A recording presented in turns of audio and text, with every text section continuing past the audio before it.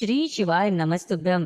दोस्तों, पूज्य गुरु जी ने कहा कि जब भी आपको लगे कि आपका व्यापार नहीं चल रहा है, आपकी नौकरी नहीं लग पा रही है, या घर में लक्ष्मी का आवक नहीं हो पा रहा है, लक्ष्मी माता का आगमन नहीं हो पा रहा है, या फिर आपके घर में बहुत ज्यादा लड़ाई झगड़ा हो रहा है, या आपकी कोई विशेष मनोकामना है जो बहुत समय से परिपूर्ण नहीं हो पा रही है, तो आपको एकादशी के दिन सिर्फ एक बेलपत्र से ऐसा विशेष उपाय करना चाहिए जो आपके इन सभी कार्यों को सफल बनाने के लिए बहुत ही अचूक साबित होगा। गुरु जी ने कहा कि चूंकि ये एकादशी साल की सबसे बड़ी एकादशी है, इसलिए इस एकादशी के दिन आपको ये उपाय करने से बिल्कुल भी नहीं चूकना है। तो चलिए जानते हैं क्या है वो उपाय। लेकिन उससे पहले एक प्रार्थना, अगर आप चैनल पर नए हैं तो कृपया चैनल को सब्सक्राइब अवश्य कर ले। देखिए, पूज्य गुरु जी हमेशा अपने शिव महापुराण की कथा में बताते रहते हैं कि साल में सबसे बड़ा व्रत होता है एकादशी का व्रत, और इस महीने पड़ने वाली एकादशी साल की सबसे बड़ी एकादशी है।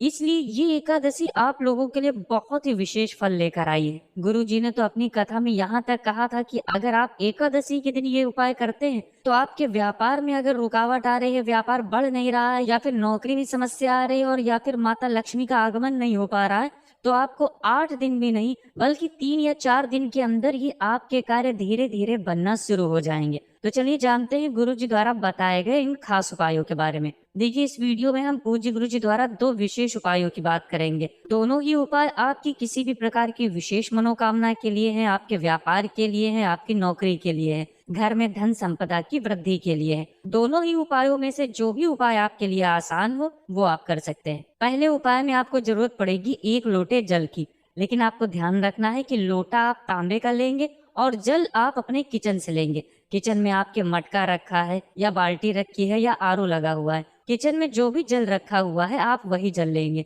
फिर इसके बाद आपको लेना है 1 बेलपत्र। देखिए, अगर आपके घर के आसपास बेलपत्र का वृक्ष है तो आप एकादशी के दिन बेलपत्र नहीं तोड़ेंगे, बल्कि एक दिन पहले तोड़ लीजिएगा, क्योंकि गुरुजी हमेशा कहते हैं कि एकादशी के दिन आपको किसी भी पेड़ की कोई पत्ती या डाली कुछ भी नहीं तोड़ना होता है। यहाँ तक कि माता तुलसी के पौधे की भी पत्ती आप एकादशी के दिन ना ही तोड़ेंगे और ना ही इस वृक्ष को स्पर्श करेंगे। तुलसी के पौधे को आप स्पर्श भी नहीं करते हैं एकादशी के दिन।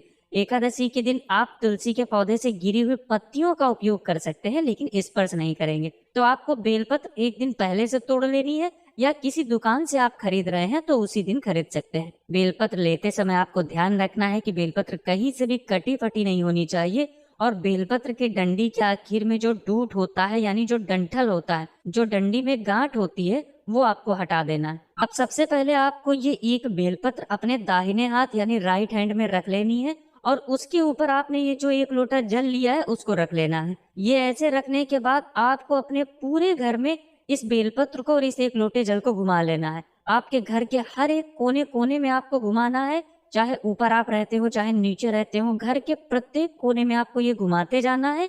और जितनी देर आप अपने घर पे घूमेंगे उतनी देर आप लगातार कुंदकेश्वर महादेव का नाम लेंगे। गुरुजी ने कहा कि भोलेनाथ का एक बहुत ही सुंदर नाम है कुंदकेश्वर महादेव।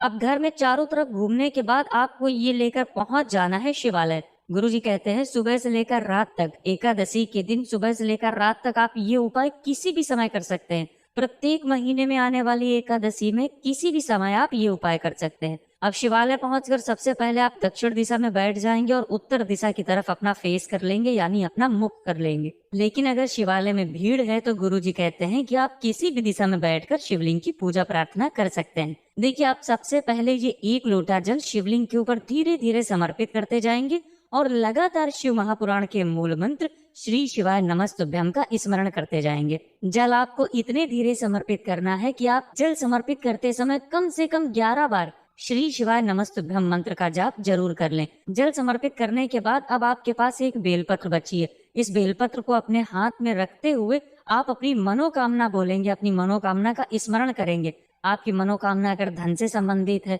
या व्यापार से संबंधित है, या नौकरी से संबंधित है, या घर में हो रहे लड़ाई झगड़े से संबंधित है, तो उसका स्मरण करते हुए आप ये 1 बेलपत्र शिवलिंग के ऊपर समर्पित कर देंगे। कुंदकेश्वर महादेव का नाम लेते हुए उस समस्या को दूर करने के लिए महादेव से प्रार्थना कर लेंगे।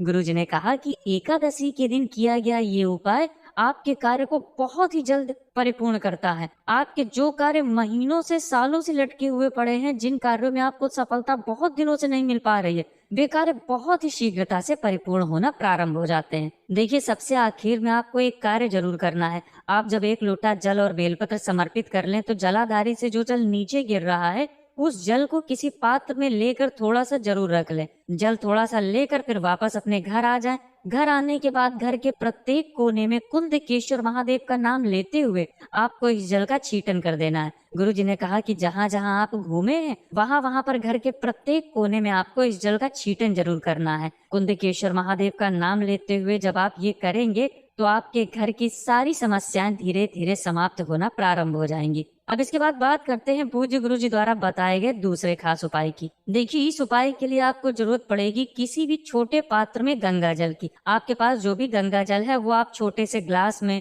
या छोटी सी कटोरी में या जो भी आपके पास छोटा सा पात्र हो उसमें थोड़ा सा गंगा जल ले लीजिए। इस गंगा जल में आपको मिलाना है 11 तुलसी की पत्तियां।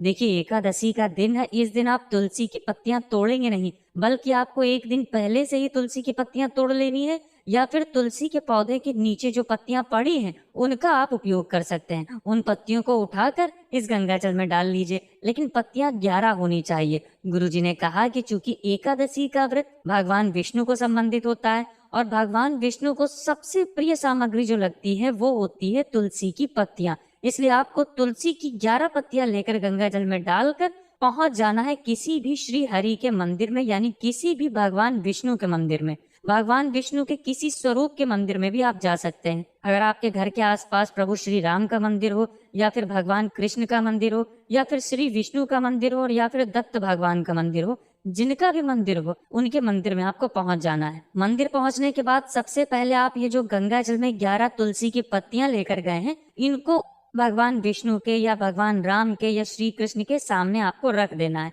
ये आपको गंगा जल समर्पित नहीं करना है, ये सिर्फ उनकी मूर्ति के सामने आप रख देंगे।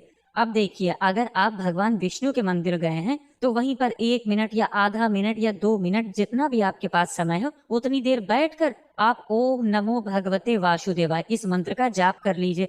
अगर आप प्रभु श्री राम के मंदिर में गए हैं तो सीताराम सीताराम या जय सिया राम इस मंत्र का जाप कर लीजिए। अगर आप श्री कृष्ण भगवान के मंदिर गए हैं तो आप श्री कृष्ण गोविंद हरे मुरारे हे नाथ नारायण वासुदेवाय इस मंत्र का जाप कर लीजिए। कुछ देर इन मंत्रों का जाप करने के बाद आपकी जो भी मनोकामना है जो बहुत समय से परिपूर्ण नहीं हो पा रही, उसको पूर्ण करने के लिए आप भगवान विष्णु से प्रार्थना कर लेंगे। इसके बाद आपको गंगा जल उठाना है और अपने घर के पास में जो भी पेड़ है उस पेड़ के नीचे इस जल को डाल देना है। गुरुजी कहते हैं कि एकादशी के दिन अगर आप 11 तुलसी की पत्तियों से ये उपाय करते हैं तो आपकी ऐसी कोई मनोकामना नहीं जो बहुत ही जल्द परिपूर्ण ना की जा सके। तो दोस्तों, ये थे पूज्य गुरुजी द्वारा बताए गए 2 बहुत ही खास उपाय।